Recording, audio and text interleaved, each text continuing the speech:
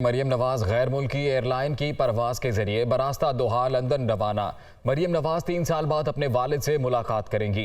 नवाज शरीफ का मरियम नवाज के साथ वापस आने का इम्कान भी जाहिर किया जा रहा है। इसी से मुतालिक मजीद तफसीलात जानेंगे नुमाइंदा दुनिया न्यूज मोहम्मद अली हमारे साथ मौजूद हैं। मोहम्मद अली, बताइएगा।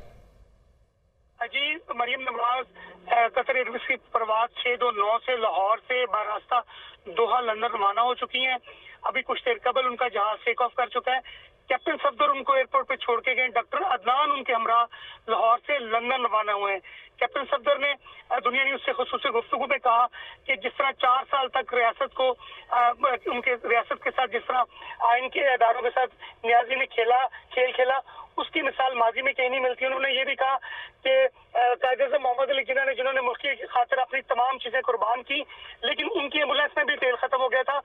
उन्होंने ये भी कहा कि 2018 के इलेक्शन के अंदर जिस तरह फजाई और खिलाई मखलूक ने किसी ने भी इलेक्शन को चोरी किया, उनका एहतसाब होना चाहिए।